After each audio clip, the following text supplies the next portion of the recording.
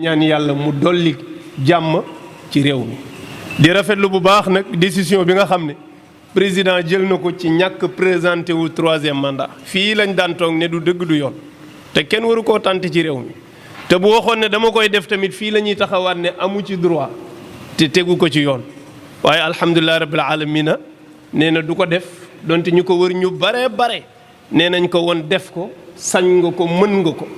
waaw def ko sañ nga ko mën nga ko te bu ko ci fitna fekkoon ni dañuy arrière dem taxaw fële waaw le fait que mu wax ne defuma ko décision bu rafet la. ndax lan bu ci continuer woon ay bakkan dina ci des ay deret dina tuuru ay alal dina yàqu loolu ba kañ est-ce que mën nañu régime bu ñëw bu nekk ñuy compter ñaata bakkan ñaata deret ñaata alal ba kañ Sénégal war na passé foofu sëriñ bi le européens yi di dund américains yi di ko dund. élection bu ñëwee président bu def sa ñaari mandat dem ci jàmm ñu ne ci leneen loolu jombuñu war na mën a nekk mais à chaque fois rek bu élection amee foog ñu compter ay bakkan yàqale ay alal ci ay détails yu ñàkk fayda 3e mandat crime la de lépp luy jur faat bakkan crime la te réew muñ ko mës a tànte crime la fa jur fii biñ ko fi tànte 2012 ay crime la bakkan yu baree ci tëdd biñ ko defee Mali ay bakkan na fa tëdd bañ ko defee Guinée ay bakkan na fa tëdd Côte d'Ivoire gii la fa daanu ci ay bakkan kenn mun laa wax nu mu toll kenn xamu ngir 3e mandat kese waaw yow loolu ñu koy tantewaat ci am réew ay nit di wëri rajo ki télé di ko tàccu naan daa war a am nga xam ne ñii ay criminel lañu mooy ñoom deret la ñuy dundee yan ci yàlla musal parce que ku xam li ci tuur deret ak faat bakkan lépp lu koy jur sëriñ bi da nga koy moytu waaw yal na yàlla sàmm ba décision yooyu mu bare lu mu koy jël lool ndax am na ñoo xam ne jaruñoo déglu ndax ci ëllëg sa ñoo dem di ko féliciter ne ko jëf nga décision sage waaw koo xam ne yaa ngi naan ko forcer le 3e mandat ay bakkan tuuru sa yoon nekku ci mu njuuy la def leneen nga ne ko c'est bon li nga def moo baax kon yow li nga doon wax lan la bu safaan amoon it noonu dong la ñuy def waaw ñi ëpp ci ñi ko doon wax seen intérêt ak seen i poste dong la ñuy xool ci réew mi bu réew mi doon tàkk te ñoom ñu am ay privilèges yu ñu mën a téye seen loxo seen yoon nekkul ci ni réew mi di tàkkee waaw am na ñoo xam ne nii nag amuñu passeport waaw amuñu visa amuñu fenn fu ñu jëm Sénégal dong la ñu am bu ñu sañoon jàmm rek mooy am ci réew mi nit ñi di mën a julli ji di dellu seen kër ñii liggéey di delluwaat ci seen i kër jàmm am mais bu contraire bi amee doo tale julli doo tale liggéey yooyu nañ ko moytu nag sa dëgg-dëgg te wax dëgg war nañu am nag mët gu toll ni ñu dépassé loolu ba dootul nekk di problème ci réew mi yàlla na ko yàlla def bi ci des mooy jàmbat conséquences yi baax na lool waaye na sëgg ci cause yi ba xam lan la parce que mel ni na président insisté na lool ci conséquences yi fi am ci bakkan yi faatu alal ji yàqu li ñu taal danañ ci taxaw danañ ko régler warul am dëgg la loolu ay conséquences la loolu kenn mënu ko régler ci àddina cause yi la ñuy régler ci te dégguma benn yoon ñu tudd cause yi lan moo waral lii loolu mi ngi mel ni nga yor benn garab bu dëkk ci sa kër te heure bu màggee ba dëgg yi sëq nga dagg bànqaas yi bàyyi boo toogaatee ay weer bu garab gi meññaatee dëgg lay génnewaat ndax du bànqaas yi waaye garab gi la garab gi ngay buddi lii heure bu nekk ñu ne li amoon dootu fi amaat bu ñëwee day amaat loolu c'est naturel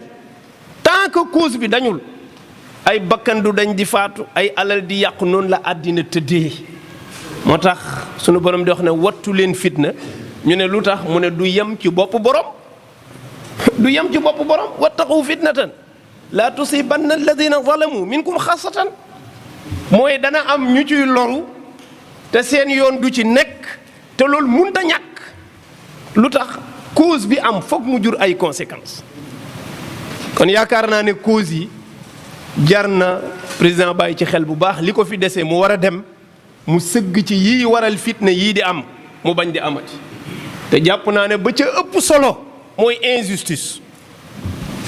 mooy injustice gis nga sénégalais yokkal ceeb yokkal diw yokkal mburu na courant bi coupé na ndox mi manqué lépp mën na koo muñ dina taqale wuti ko waaye injustice la sénégalais mënul muñ te jàpp nañ ne lu bare ci bakkan yi faatu bu ñu dalee di compter di xool li fi dee ci ay bakkan te mu bare boo seetloo li ci ëpp ci ay décision justice la jógee te ci li ëpp bu ca jógee dañu naan injustice la. kon war nañu fexe ba justice bu équitable am ci réew mi ngir réew mi amuk dalug réew dafa aju ci justice bu dëju ñëpp yëg ne ñëpp a yem ci yoon. gis nga loolu bu amul ab yonent bu jiite woon Sénégal du dox lu tax sunu boroom bu yónnee yonent day tànn ku maandu su ko yebalee da koy digal ne ko na nga maandu te nga sant gaañi maandu lu yonent ba baax bu doxalul maandu du jiite kenn.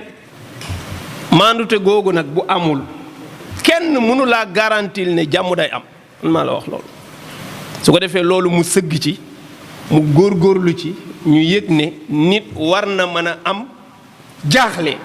yëg ne waruma fajal sama bopp man ba dem ci ëttu attekaay ba ma yëg ne su ma demee mu fajal ma sama soxla. te attekat warul xàmmee ku am ak ku ñàkk. kunu qawamina bil qisti shuhadaa lillahi walaw ala anfusikum aw il walidayn wal aqrabin in yakun ganiyan aw faqiran fa allahu awla bihima. sunu borom nee na moom su ngeen bëggee jàmm di am samp leen maandute goo xam ne ki koy doxal du xàmmee ndeyam ak baayam ak jàmbur buñ joteel loolu moo gën a jege lépp. waaw awil walidayni wal aqrabin sa frère ak sa sœur sa ndey ak sa baay doo leen xàmmee ak jàmbur yi ñu joteel ñu war leen a àtte. mu ne doo xàmmee itam ki yor lu bare ak ki yor lu néew te loolu ku waxal yàlla xam ne amul Sénégal nañu waxante dëgg. Sénégal fii kemtu laayal noo toll noonu lañ lay àttee kemtu laayal noo toll noonu lañ lay àttee. su dee da nga suufe bay sàcc ay téléphone ak ay ganaar ak ay yu ñàkk fayda yooyu rëbës lañ lay yóbbu dugal la paquetage. soo amee fayda bay sàcc ay milliards nag dañ lay yóbbu benn place bu baax defal la ventilo journaux bu génn ñu indil la jox la télé ngay seetaan di toppatoo say droit. loolu mooy Sénégal loolu kenn mënu koo dindi moo fi nekk te doo fa yàggit nag amul milliardaire bu nu àtte ci réew mi fii nga tëdd kaso amul. kon kemtu laayal noo toll rek yow justice bi noonu la lay fekk see ci ni nga bëggee loolu moo tax différence su kaso yi am sëñ bi loolu mooy lan. ko defee yooyu su fekkee réglé wuñ ko ay fitna dafay yàgg am ci réew mi moo tax jàpp nañ ne lii ab jéego boo am solo la ci jàmm waaye jàpp nañ ne des na lu bare ñu fexe ba élection yii di ñëw ñi ciy nekk ñépp ñu sañ ci nekk ñu bàyyi leen ñu nekk ca. parce que loolu li nit ñi di daw ci 3e mandat ci fitna ga cay am mën na ko jur ci bu sélection amee mën na ko jur de ci bu fekkee sélection am na. loolu ñu bàyyi ko xel mooy nañu fexe ba ñenu génne woon te buñ jàppee ne la leen génne woon du yoon nañu leen delloo rek mu jeex waaye doo def élection yu jot ngay xool ki gën a fés ki lay gën a sonnal ki nga yaakaar ne boo demee ak moom bu la gañewul it mën naa wàññi sa taux bu baax nga ne ko mënoo bokk. loolu musiba lay jur. ngeen fàttali 2012 président bi fi nekkoon la ko sonaloon dëgg ba nit ñi di xeex du woon 3e mandat kese bokk na ci waaye paquetage la woon. mooy lan mooy daa bëggoon a faluwaat falaale ki koy wuutu ticket présidentiel lañ ko tuddee woon ticket présidentiel loolu la nit ñi doon xeex mooy day fal président fal vice président parce que dana woon moom 3 ans rek doy na ko c'est-à-dire kon buy génn roof fa kenn dugalul turu kenn nag mais ñu bare na doom ji la bëgg a dugal nga xam ne bu demee ginnaawam bandang loolu nit ñi dañ koo xeex ba ay bakkan tëdd. loolu sélection la loolu kenn fàttewu ko mi ngi fii ticket présidentiel mooy falu di falaale ki lay wuutu waaye président tamit bu waxee ne bàyyi naa bokk ma waaye maay seggi ki ma war a tànn ma xool ki ma war a wuutu nan la kanamam war a mel ma proposé kooku Sénégalais yi loolu Sénégalais yi duñ ko nangu donte nag am na sañ-sañu tànn ku ko neex ne Sénégalais yi képp koo xam ne maa la doy man kii doy na ma ci yeggale sama liggéey bu leen sama liggéey doyee voteel leen ko. Sénégalais yi xool ñeneen ñi des ku leen fa doy ñu mandaaxe ko ak kooku bu leen kooku doyee ñu def ko waaye yéen Sénégalais yi ne leen ñett ñii doy loolu moom kenn amu ci droit am réew du doxe noonu. élection bu jotee ba nu ubbi ko képp koo xam ne sañ-sañ yi nit di am di laaj am nga ko nañu la bàyyi nga laaj loolu mooy état de droit waaye état de defante dëgg mooy maa ngi ubbi sama dialogue képp ku ñëw danaa la ubbil nga dem képp ku ñëwul dinaa tëj ba doo dem. loolu du état de droit, état de défense la. état de droit dëgg mooy li Seydina Omar ibnul Xataab defoon. ñu signalé ko koo xam ne day naan sàngara ci këram te dañ koy tere mu rëbb mënu koo jàpp ñu fexe mënuñoo fexe ba bett ko muy naan parce que biir këram la koy defee mu xëy rek tëb dugg ci biir fekk ko mu teg sàngaraam mu ne ko yow ndeke li ñuy wax dëgg la lii nga fi nekke xam nga ne lii délit la mu ne Omar dëgg la de def naa infraction benn laa ci def mais yow yaa ma war a teg ci yoon yow ñett nga ci def yow mi ma war a jubbanti di wàcc yoon boo ma jubbantee da nga maa ëpp doole rek amir te boobu Seydina Omar mooy amirul muminin mu ne ko boo ma jubbantee da nga maa ëpp doole rek waaye dama wàcc yoon nga wàcc yoon mu ne ko nu ma wàccee yoon mu ne ko waaw alquran moo ñu sant ne bu kenn dugg ci këru jàmbur te yëgluwoo nga ñëw rek tëb dugg sama biir kër te yëgluwoo ma mu ne ko loolu infraction la mu ne alquran nee na bala ngeen a wax boo fekkee aw nit ñu toog bala ngaa wax ak ñoom mbaa nga dugg ci kër bala ngaa wax na nga nuyoo mu ne ko bi nga ñëwee nuyoo woo sàngara si rek nga xool da ngaa dugg rek na ma gis nga mi ngi nii li nga ma doon luññatu sax baal naa la ko di ma luññatu di topp samay mbir ma surveiller ci biir ak ci biti loolu ëpp na donte loolu sax bu dee état amul solo. Seydina Omar dafa yenu loxo yi jógaan ndànk génne na wallahi wax na dëgg way ha Umar waaw sanctionné wu ko parce que munoo wàcc yoon di jaarale nit yoon loolu munta nekk Seydina Aliyun karamallahu wajha nettali nañ ko fii am na jafe-jafe ak benn yahud koo xam ne bokkuñu diine ñu xëccoo mbubb moo xam ne Seydina Aliyun moo ko moom gilet la boo xam ne da ko daan yóbbu ci xeexukaay yi mais gilet bi réer ko ndeke mi ngi ci benn yahud biñ ko gisee ñu ne yahud bi moo sàcc mbub mi mu ne du dëgg ñu werante ci ba dem tribunal gis nga bi ñu àttee yahud bi moo gagné procès bi lan moo tax mu gagné procès bi parce que Seydina Aliyun dafa ñëw ñu laaj ko mu ne mbub mi moo ko moom ki def ko sàcc yahud bi ne sàcc mu ko ba pare moom luy firndeel ne moo ko moom juge bi ne ko an sa seede mu xëcc doomam ji daal di indi Abdullah ibn Omar ne ko sama seede ngi ni doom ji jóg taxaw seedeel ko ne mbubbu papaam la daal di expliquer ni mu ko amee woon mu pare mu toog juge bi ne Omar ndax am nga keneen ku la mën a dugalaat beneen seede mu ne ko non aw ma ko sama doom bii rek la mu ne ko mënu ma la jox dëgg mënu ma la jox mbub mi donte yaay kilifa ndax amoo preuve yu doy yuy tax ma jox la mbub mi daal di delloo mbub mi yahud bi te moomu ko waaye amuñu preuve yu ñu ko jëlee ñu bàyyi yahud bi mu dem Seydina Omar en tant que amirul muminina jiite jullit yëpp génnee tribunal ak loxoy neen ak defetam yahud bi moo daw dogale ko taxaw di jooy ko wallahi moomu ma mbub mi moom mii moo ko moom waaye dafa am baat bu mu bëggoon a dindi mooy dañ ne dama ko sàcc te sàccu ma ko dama ko for ñoom ñoo jaar ci njëgg mi di dem ñu waddal ko ma for ko mais comme ñu ngi ciy tudd ne sàcc laa dootuma ko yombal parce que bu ma ko yombalee ñu jàpp na sàcc laa ñu sanctionné ma mu ne waaye mbub mi moom moo ko moom waaye njortuma woon ne su ma ñëwee ci seen fii danaa fi amee dëgg gaw ma woon lool jàppoon naa ne bu ma ñëwee defet rek laa fiy jëlee ndeke diine jii ry mooy diiney dëgg keroog la tuub Seydina Omar jëlaan mbub mi mayaat ko ne ko mbub mi dootuma ko jëlati décoré naa la ko ci l'islam loolu mooy état de droit ñoo ñoo honnête ñoo ñoo xam njub yow jotee fekk benn autorité ngeen dem tribunal nga seet su ko defee yooyu buñ ko moytuwul ci réew du baax te loolu l'islam daf ko am malheureusement tey ñun dañ koy royee ci tubaab yi loolu mooy dëgg loolu tubaab yi donc ko fi dese fi ñu nekk nii ak li ñuy kaasal nit ku ñuul yëpp naan dañ ñoo delloo ginnaaw ñun ñoo delloo suñu bopp ginnaaw parce que xamuñu suñu bopp faale wuñu suñu bopp xam nga fii li fi tuuru ci ay bakkanu doomu aadama ñu naan la ay trentaine de morts nit ñi di lijjanti ay matériels yu yàqu ku seetaan barki démb lii xew France dama ne lii junju yàlla la ñuy xalma ay 1,5 milliard d'euros loolu azaka ji yàquwul fii ci réew mi ci benn nit bu ñu fa faat donc ay nit yoo xam ne lanu jóg kenn xamul lan la mais lanu fa yàq kenn mënu laa wax nu mu toll ci alal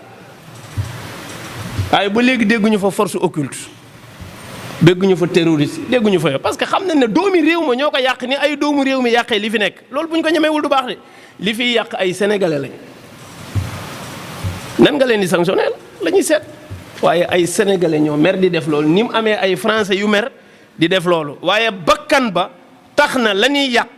kenn ñemewu ko peser ak bakkan bi dem mais ñun fii alal ji ëpp doole bakkan bi ci ñun après yow nga bëgg tubaab yi fonkal la sa der bu ñuul bi naan woy tubaab fonkul der bu ñuul boo génnee da ngay gis ne yow fonkoo sa bopp ku lay fonk ku bëggul sa bopp kenn du la bëgg waaw. George Floyd la xaw ma fële ca Amérique waa ji fi policiers yi jàppoon ay 5 ans ci ginnaaw xaw ma 4 ans jàpp ko fa bundu xataal ko fa teg ko genou ba mu dee àddina yëpp di ko ñaawlu benn bakkanu américain àddina yëpp di ko ñaawlu ñu yàq ci Amérique loo xam ne asaka ji mën naa defar fii réew mi ngir benn bakkan bu ñu fa faat képp waaye kenn ñemewul a xool lan yàq ci Amérique de bakkanu kii ñu faat lu tax ñu faat ko la ñuy lijjanti fii la ñuy faat 30 ñu naan leen ku ci dee safara nga jëm de booy ba ngeen xam seen bopp alal ji ñoo ngi ñu ne ay waay alal ji yàqu bare na nañ ko régler de alal ji foog ñu régler ko parce que yàq gi dafa ëpp ñun ñoo amul valeur ci sunu bopp parce que xamuñu sunu deret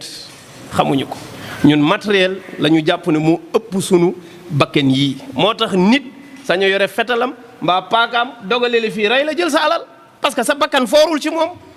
ndax dañu gëm ne alal la ëpp bakkan te dañu waroon fexe ba bakkan bu daanu àddina yëpp xam ne bakkan a ëpp alal ba kenn dootul daaneel ab bakkan parce que am réew boo ko sampee ay loi ki règle lañ koy samp ku taal am na lu ci loi wax ku rey nit am na lu ci loi wax ku damm doomu aadama am na lu ci lu nekk am na loi bu koy atte nañ ko attee noonu mais mënoo ne nit ki daa sàcc ñu ne nañ dagg loxoom ñu ne rey leen ko benn yoon non atte bu nekk na méngoog jëf ja loolu mooy dëgg yal nañu yàlla musal ci fitna yi ak lépp loo xam ne bu amee dana jur ay bakkan yuy tëdd waaye injustice ma delluwaat ci mooy waral conséquences yu mel nii bu dee justice bi bëgg nañu ñëpp xam ne yoon rek mooy tracé te lu justice bi dogal état bi dana ko appuyer dëgëral ko ba loolu jàll waaw ñun an suñ rapport Covid 19 yi kenn déggatoo ko ay nit yuy feebar di dee ay nit di jaar ci suuf di jël seen alal man li tax ma gën a taamu dossier boobu ay magistrat ñoo ko wax ñoo xam ne ci état bi la ñu bokk ñu ngi ci administration bi di liggéey amuñu benn intérêt pour di xool kii ministre la wala directeur la seen yoon nekku ci def ci enquête yu leer teg ko ne ak luubal ay milliards am na ci mi ngi nii ñu jël loolu ba nangu ko ne mi ngi nii ba fii may waxee ak yow kenn déggaatu ko te li ma gëm mooy ba fii ñuy jeexal kenn du ci wax léegi justice boobu keneen kum topp ci lan la topp sëñ bi loolu jaaduwul waaye nañ ko waxante dëgg waaw nga defee mandu dafa am solo